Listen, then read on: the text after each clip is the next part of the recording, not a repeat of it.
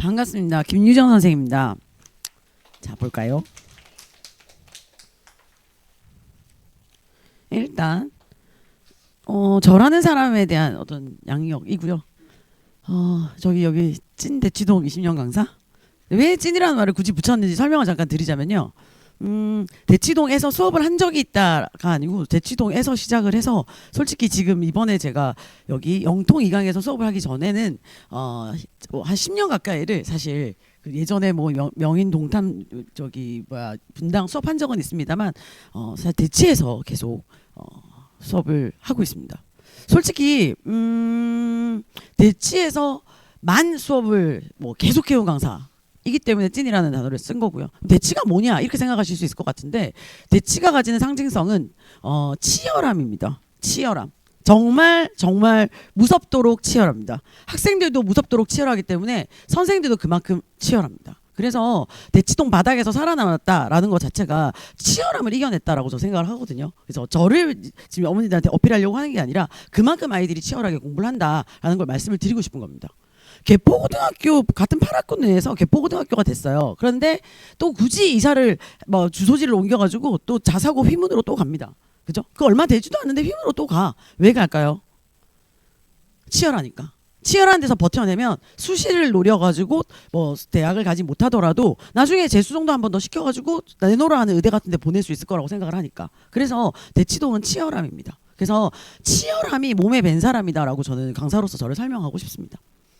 극상위권 아이들을 굉장히 많이 가르쳤어요. 대치동 내에서도 극상위권 아이들은 이렇게 인원수가 많은 오픈반에서 자기가 아는 거 위주로 설명을 하고 모르는 거가 한 5%에서 10% 정도밖에 안 되기 때문에 그런 수업이 재미가 없습니다. 그래서 극상위권 아이들은 지네끼리 따로 움직여요. 그래서 팀을 짜가지고 와서 정말 어려운 거 모르는 거만 팍팍팍 쳐줘라. 남기는 것도 필요 없다. 우리 애들 다 해갖고 간다. 이렇게 해서 팀 짜가지고 오시거든요. 지금 제가 영통 2강에 화요일 목요일 두 타임을 드린 거 빼고는 나머지 모든 수업은 지금 풀타임 다 마감됐습니다. 제 수업 다 마감돼서 그래서 극상위권 팀으로 다 이렇게 배치가 됐다라고 보시면 되죠. 뭐 잘하는 애들 가르친다 이런 얘기를 어머니들한테 드리려고 하는 게 아니라 어느 정도 치열해야 되고 어느 정도 해야지 안정적인 1등급을 받을 수 있는 거에 대한 거를 노하우를 빅데이터를 이렇게 가지고 있다라는 것을 말씀을 드리고 싶은 겁니다. 또 잘못 갔죠 저. 이게 아닌데 잠깐만요. 일로 가야 되나? 죄송합니다. 왜 김유정 영어야 하는가? 성적 입증하니까. 지금 제가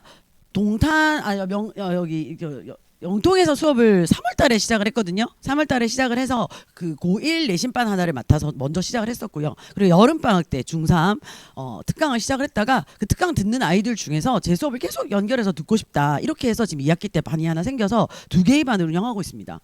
제가 맡은 내신반은 5명으로 시작해서 지금 11명이 됐는데요. 그 중에서 6명이 1등급입니다. 6명이 1등급입니다. 그 학교가 300명인데 거기서 30명이 1등급이거든요. 그런데 제 반 아이들 11명 중에 6명이 1등급이 들어와 있습니다. 들어온 게 아니라 만들어낸 거죠. 그래서 정말 잘하는 아이들이 입소문을 내주니까 하나 둘 붙기 시작해서 6개월 만에 지금 제가 뭐 한 11명 남짓밖에 안 되는 얼마 안 되는 인원수지만 지금 6명의 1등급 그 안에는 그 학교 탑도 들어와 있습니다. 네, 그렇게 해서 지금 수업을 진행하고 있다라고 보시면 되죠. 그래서 역시 김유정 쌤 수업은 좀 어려워. 잘하는 애들만 듣잖아. 이런 거를 대치동에서 그런 소리를 참 많이 들었었는데 근데 너무나도 좀 더 행복한 일인 게 좋은 아이들이 제 수업을 알아보고 들어오고 있습니다. 그러면 못하는 아이들을 못 따라가느냐? 아니죠. 내신이라는 건 제가 범위라든지 레벨을 정하는 게 아닙니다. 그죠? 학교에서 정해놓은 건데 그럴 때 그 1등급과 2등급을 나누는 변별 포인트 그 다음에 극상위권 너무나 안정적인 1등이 될 수 있는 변별 포인트 이런 거를 쳐주기 때문에 저는 1등급 아이들이 움직여서 그죠? 어떻게 19명에서 6명의 1등급이 나왔고 그래서 또 2명의 아이들이 더 들어온 거거든요. 2명의 아이들이 성적을 어떻게 내줄지는 모르겠지만 어쨌든 9명 중에 6명을 1등급을 내면서 그렇게 성공적으로 지금 내신 수업을 하고 있고 또 지금 중3 아이들 여름방학 때부터 받아서 2학기 이어가고 있는데 그 수업도 그렇게 이어나갈 예정입니다. 어머님들 자녀들도 겨울방학 때 제가 만나게 된다면 그렇게 수능과 내신에 있어서의 어떤 기본적인 등급 베이스를 그저 탄탄하게 만들어주는 그런 수업으로 한번 진행을 해보도록 하겠습니다. 일단 1, 2번 같은 경우는요. 이미 진행이 되고 있는데 이게 지금 11월 25일 날 이렇게 다시 새로운 텀으로 들어가면서 조기 개강반이라는 이름을 달아놓은 겁니다. 이미 진행을 했는데 하지만 교재가 새로 싹 다 바뀌면서 그렇게 해서 진행이 되는 반이고요. 그다음에 이 조기 개강반을 들은 친구들 중에서 그죠? 들었거나 이렇게 들었거나 아니면 문법어휘 독해 레벨이 좀 많이 높기 때문에 아까 제가 말씀드렸던 대치동에서의 뭐 상위권 팀 수업 같은 뭐 그 정도의 레벨을 원한다라고 한다면 그러면은 1번을 들었다가 2번으로 이렇게 이어질 수 있다라고 보시면 될 것 같습니다. 근데 제가 지금 주력하고 싶은 거는 제 수업을 들은 적이 없다면 전 3번을 추천드리고 싶어요. 예비고1 문법어휘 주 2회 겨울특강 이렇게 돼 있는데 화목 낮 2시부터 5시까지 이렇게 진행이 된다라고 생각하시면 되겠습니다. 문법하고 어휘를 탄탄하게 잡아갈 텐데요. 네, 문법 같은 경우에 고등부 빈출 포인트, 실전 적용 문풀, 당연히 이 동네의 자료들을 가지고요. 그다음에 서술형에 대한 완벽 대비 이렇게 이루어진다라고 보시면 되겠습니다. 문법에 대한 얘기 잠깐 한번 해볼게요. 용어도 잘 몰라요. 개념도 잘 몰라요. 깜짝 놀랍니다. 용어 개념이 안 잡혀 있어요. 그죠? 귀등으로 쳐들었는지 저 귀등으로 쳐들었다는 말을 감히 쓰는데 듣기만 들어가지고 들은 적은 있어 이러지 용어 개념을 정확하게 잡고 있지 못한 경우가 너무너무 많습니다. 이 왼절은 지금 명사절이잖아. 부사절이 아니야 이놈아. 부사절이면 미래를 현재 처리하지만 문장 성분이 명사절로 쓰였기 때문에 여기서는 미래를 미래로 처리해야지. 시제에서의 빈출 포인트거든요. 그래서 이렇게 딱 설명을 했을 때 지금 용어가 막 쏟아졌잖아요. 그죠? 용어를 못 알아들으니까 읽어서 뻔히 아는 문장인데도 불구하고 선생님이 설명을 했을 때 그죠? 야무지게 접근이 잘 안 되는 거죠. 이 투가 전치사 투잖아 이놈아. 그러니까 뒤에 ing 동명사가 와야지. 이러면 알아들어야죠.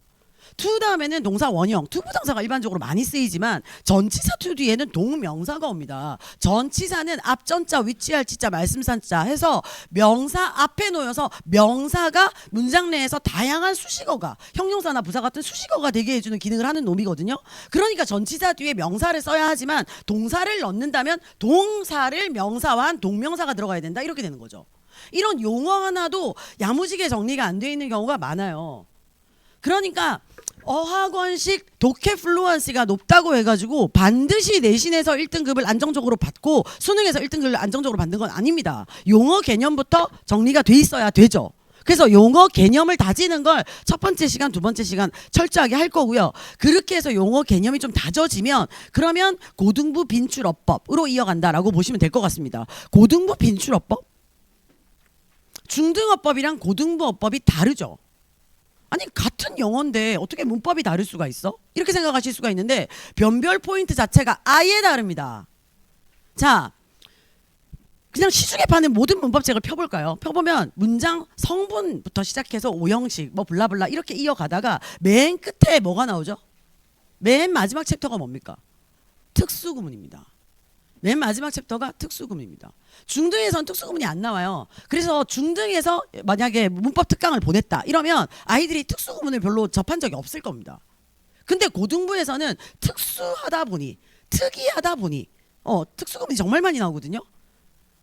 고등부에서 나오는 걸 중등에 안 한 겁니다. 아이들은. 그죠? 그리고 특수구문을 조금 가르친다고 해도 뭐 예를 들면 뭐 겨울방학 12회 특강이다 이러면 맨 마지막 날 특수구문 하거든요. 근데 보통 맨 마지막 날 되면 무슨 일이 일어나죠?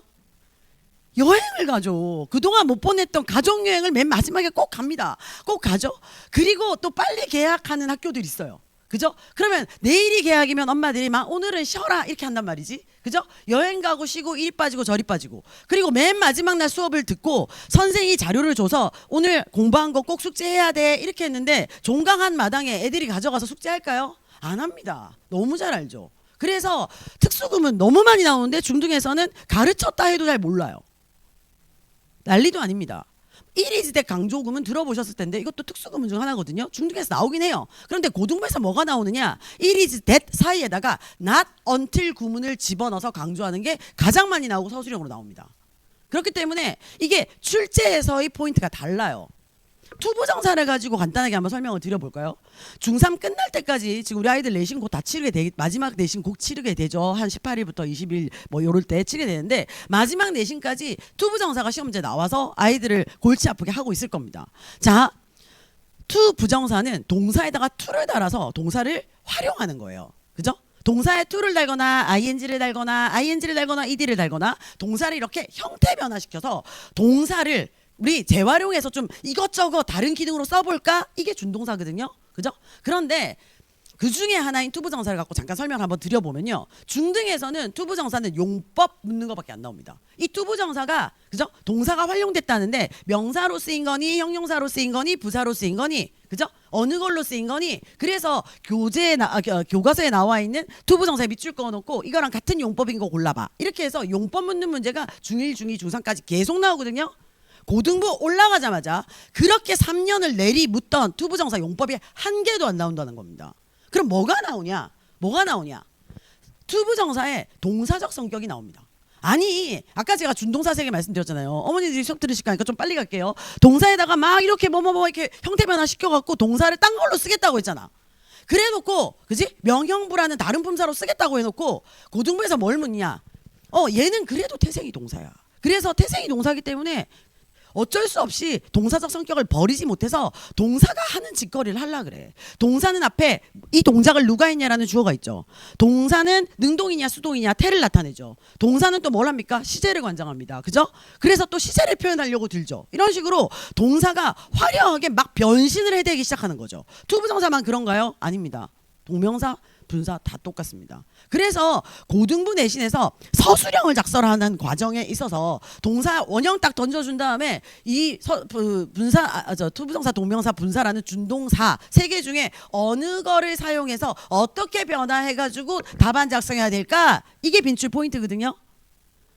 그래서 똑같은 투부정사 한 강을 예로 들어 지금 설명을 드리는 거지만 용법을 묻던 중등과 투부정사가 어떻게 화려하게 동사적 성격을 버리지 못해서 변화할 수 있는가 한 강만 놓고 봐도 이렇게 출제 포인트 자체가 달라요. 그렇기 때문에 그리고 이렇게 출제를 했을 때 아이들이 어느 부분을 가장 어려워하는가 못 알아들으시는 분도 계시고 문법 열심히 하시면 알아들으실 수도 있는데요. 삼형식에서 수동전환이 일어날 때 목적어가 대절인 경우가 가장 어렵습니다. 그런데 그 목적어가 대절인 수동전환을 하는 과정에서 1차 수동이 있고 가주어, 입과 대절, 진주어를 쓰면서 그 다음에 대절 안에 주어를 끄집어내서 그 주어를 강조하는 식의 투부정사를 연결하는 그런 수동전환으로 2차 수동이 일어나는데요. 그때 2차 수동 과정에서 투부정사가 변화되어서 완료형으로 처리가 됩니다. 투부정사 다음에 have pp나 have been pp 같은 이런 형태가 들어가게 된다라는 거죠. 가장 쉽다고 생각한 3형식 수동태에서 4형식 5형식도 아닌 3형식 수동태에서 하필이면 투부정사가 이렇게 들어가서 완료형으로 연결된다. 이게 고등부 빈출 포인트입니다. 이거는 서술형에 나와요. 서술형에 나오고 그렇기 때문에 서술형에서도 고배점 영작으로 분명히 나옵니다. 단어를 던져주고 니네가 다 활용해봐. 이렇게. 그래서 한 강만 놓고 제가 약간 설명을 드렸지만 이렇게 포인트가 다릅니다. 그죠? 중등에서 뭐 영어 좀 했다?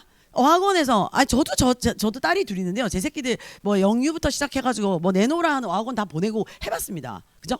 영어 자체가 뛰어나면 성적을 잘 받을 가능성은 분명히 높아요. 하지만 안정적으로 1등급을 받는 건 다른 문제입니다.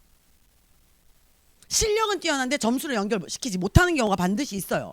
2등급 앞대가리 갑니다. 1등급 못 올라가는 경우 있어요. 그렇기 때문에 고등부에서 요하는 우리는 지금 언어로서 영어를 배우고 있는 게 아니잖아요. 우리는 과목으로서 영어를 배우고 있는 거기 때문에 무조건 죽기 살기로 점수를 받아야 됩니다. 맞죠? 그러면 점수를 받게 하는 포인트를 치는 어법을 해야 된다. 이렇게 말씀을 드리고 싶습니다. 그래서 기본부터 용어부터 시작해서 빈출 포인트까지 쭉 치고 넘어갈 건데 제 수업을 들은 적이 없다면 제가 볼 때는 기본부터 시작하는 겨울방학 수업을 듣는 게 맞습니다. 자, 그 다음 어휘 한번 잠깐 가볼게요. 어휘, 다이어, 동의어, 유효 이렇게 있거든요. 정확한 이해를 위한 다이어. 자, 지문부터 읽어야 되죠. 지문부터 읽어야 되죠. 그래야 선지 처리를 할 거 아니야. 지문부터 읽습니다. 지문을 읽는 과정에서 정확한 지문에 대한 이해가 되려면 다이어를 많이 알아야 돼요.